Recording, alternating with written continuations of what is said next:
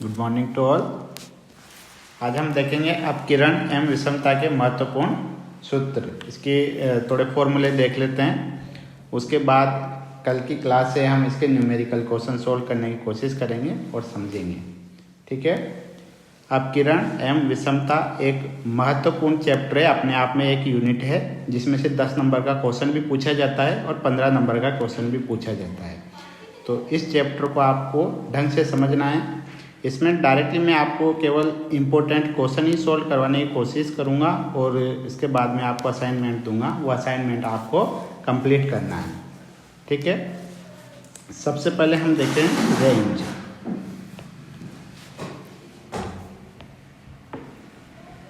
Range इसको विस्तार बोला जाता है। ठीक है। इसका फॉर्मूला होता है E2 माइनस E1, या फिर इसको यूँ भी लिख सकते हैं H माइनस L। H का मतलब होता है हायर वैल्यू और L का मतलब होता है लोअर वैल्यू। ठीक है। हायर वैल्यू में से यानी सबसे बड़ी वाली संख्या में से सबसे छोटी वाली संख्या को माइनस कर दिया जाता है तो वो आ जाता है हमारा रेंज यानी कि विस्तार। उसके बाद दूसरा है QD, क्वारंटाइन डिवाइसन। इसका फॉर्मूला होता है Q3 माइनस Q1 अपॉन 2। और इसका अगर कोफिशिएंट निकालना हो, कोफिशिएंट ऑफ QD, तो फॉर्मूला होता है Q3 minus Q1 upon Q3 plus Q1। अब Q3 किस प्रकार से निकालते हैं, Q1 कैसे निकालते हैं, ये इसकी पूरी क्लास में इसके बाद वाले वीडियो में या इसके बाद वाली क्लास में मैं बताऊंगा, क्योंकि इसके भी काफ़ी लंबा प्रोसेस है। जिस तरह से हम मध्य का निकालते थे वैसे ही लगभग इसकी कैलकुलेशन होगी। तो इसके बाद वाली क्लास में मैं आपको Q3 और Q1 निकालना बताऊंगा। ठीक है। अभी फ़िलहाल हम QD का फॉर्मूला देख लेते हैं, जो कि क्या होता है Q3 माइनस Q1 अपॉन 2। और अगर इसका कोफिशिएंट निकालना है यानी गुणांक निकालना है तो फॉर्मूला होता है Q3 minus Q1 upon Q3 plus Q1। ठीक है। इसके बाद हम देखते हैं मीन डिवाइसन।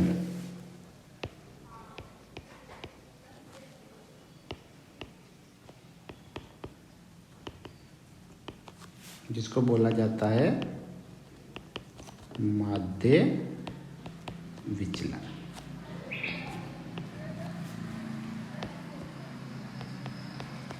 ये इसका साइन है।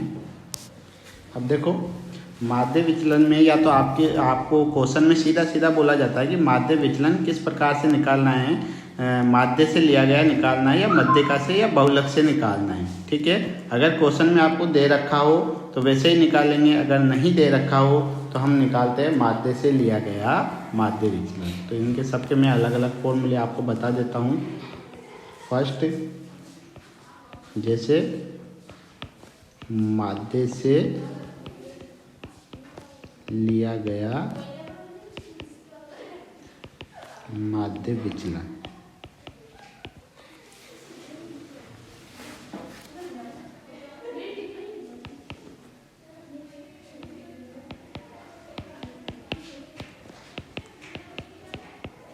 यदि क्वेश्चन आपको व्यक्तिगत श्रेणी में दे रखा हो तो किस प्रकार से निकालते हैं।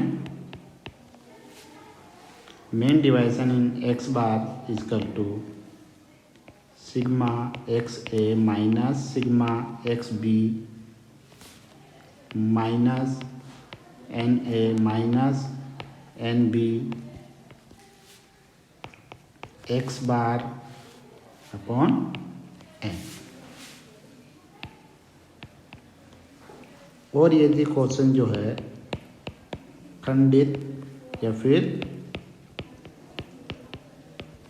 अखंडित श्रेणी में हो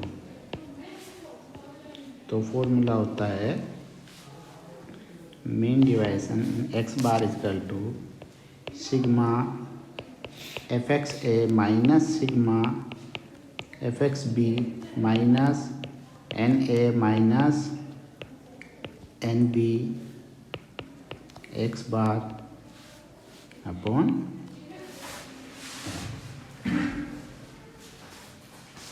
ठीक है। यदि इसका कोफिशिएंट निकालना हो,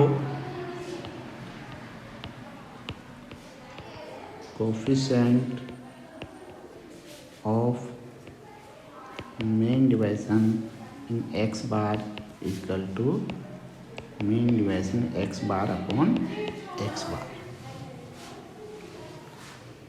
ठीक है। दूसरा, यदि मध्यिका से लिया गया माध्य विचलन निकालना हो, मध्यिका से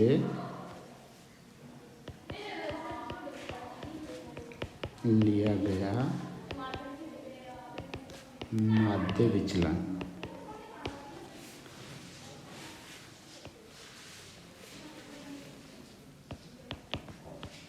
और क्वेश्चन जो है वो व्यक्तिगत श्रेणी में दिया गया हो, यानी इंडिविजुअल सीरीज में, तो फिर फॉर्मूला होता है मेन डिवीजन इन मीडियन इसका two sigma X A minus sigma X B minus N A minus N B M upon N. और यदि खंडित या फिर अखंडित श्रेणी में क्वेश्चन दिया हो तो फिर फॉर्मूला होता है sigma F X A minus sigma F X B minus N A minus N B M upon N, ठीक है। और यदि बहुलक से निकालना, वैसे बहुलक वाला क्वेश्चन जनरली पूछा नहीं जाता, लेकिन अगर फिर भी पूछ लिया जाए तो केवल एक ही अंतर आता है मध्यिका के अलावा कि जहाँ पर हमने ये मध्यिका की वैल्यू ली है वहाँ पर जेड की वैल्यू ले लेते हैं, बस इतना सा अंतर आएगा। बाकी जनरली जो पूछा जाता है वो माध्य से लिया गया माध्य विचलन पूछा जाता है या फिर मध्यिका से लिया गया माध्य विचलन पूछा जाता है, ठीक है। अगर इसका कोफिशिएंट निकालना हो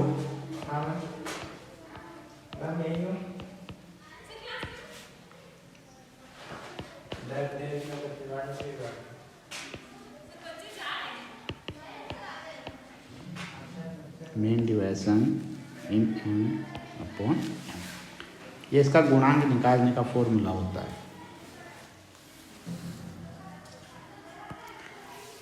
ये होगा मेन डिवीजन।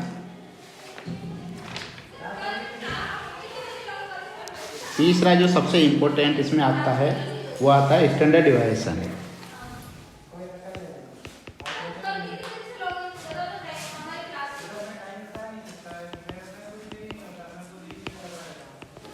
जिसको कि प्रमाप विचलन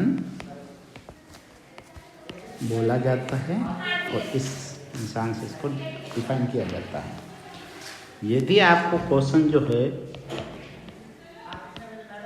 व्यक्तिगत श्रेणी में दे रखा हो तो फिर फॉर्मूला होता है H D is equal to under root of sigma D X square upon N minus sigma D X upon N का होल स्क्वायर। दूसरा, यदि आपको क्वेश्चन खंडित या अखंडित श्रेणी में दे रखा हो तो फॉर्मूला होता है under root of sigma F D X square upon N minus sigma F D X upon N का होल स्क्वायर। अब यदि आप जैसे dx निकाल रहे हो उसमें i का भाग देकर, जैसे मैंने आपको समांतर माध्य वगैरह निकाले थे उसमें मैंने बताया था कि dx की वैल्यू को यदि आप छोटा करना चाह रहे हो तो dx अपॉन i करते हो। तो यदि इसमें भी आप जब dx निकाल रहे हो तो dx में यदि आप i का भाग दे रहे हो यानी वर्ग अंतराल का भाग दे रहे हो तो फिर यहाँ पर आपको इंटू i करना पड़ेगा। और यदि आपने भाग नहीं दिया है तो i की कोई ज़रूरत नहीं है, ठीक है। लेकिन ये मान के चलते हैं क्योंकि इससे पहले भी हमने जो क्वेश्चन किए थे उसमें हमने ये माना था कि dx जब हम निकालेंगे तो dx में i का भाग जरूर देंगे, तो इंटू आपको i जरूर करना है। क्लियर। अब इसका कोफिशिएंट निकालना है।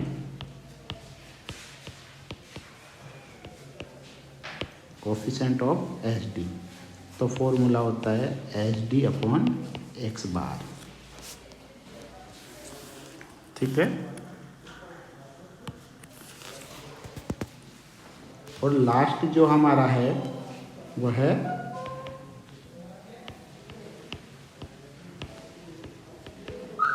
कोफिशिएंट ऑफ वेरिएंस, यानी इसको C भी बोला जाता है।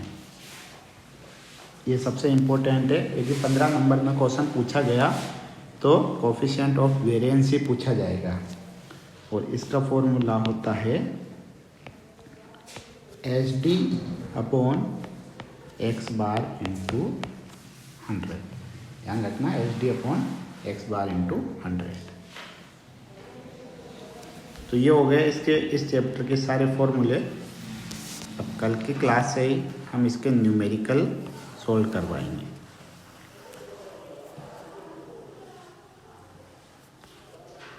ठीक है।